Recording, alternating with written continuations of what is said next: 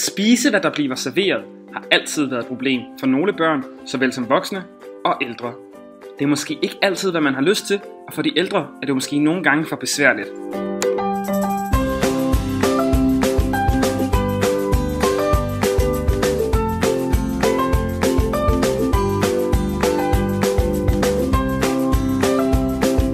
Der er så mange muligheder.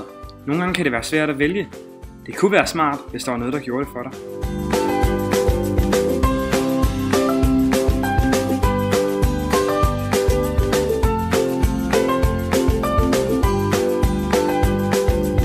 Madmixeren er projektet, som skal redde Danmarks ældre befolkning. Vi vil have jer til at hjælpe os. Med jeres hjælp kan vi skabe noget fantastisk, som aldrig vil blive glemt.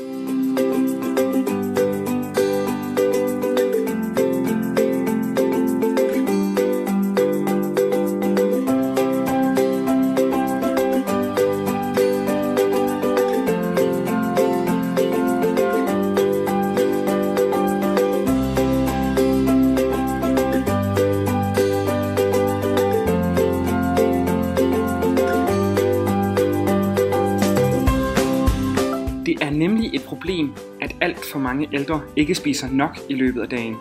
Og hvis de spiser noget, er det alt for usundt. Nogle ældre spiser kun et stykke franskbrød, og derefter aftensmad i løbet af dagen. For det første er det kulhydrater, og for det andet er det ikke nok mad. Især ikke, når de fleste ældre ikke bevæger sig særlig meget. De har brug for hjælp og inspiration til at spise sundere og spise mere.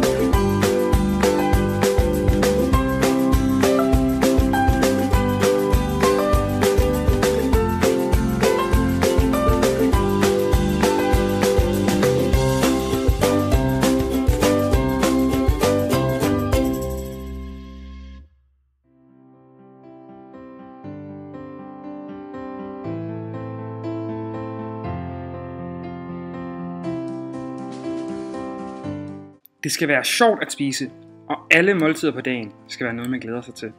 Det skal heller ikke være en belastning at skulle tænke på, hvad man skulle spise, og det må ikke være en grund til underernæring til ældre. Madmixeren sørger for alt dette og mere. Madmixeren gør nemlig alt, hvad den typiske ældre borger kunne ønske sig. Madmixeren kan vælge maden, generere en madplan for en hel uge, lave en indkøbsliste, bestille maden og betale for den ældre.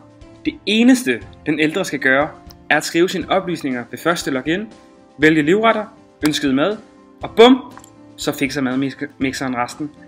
Alt dette i én app.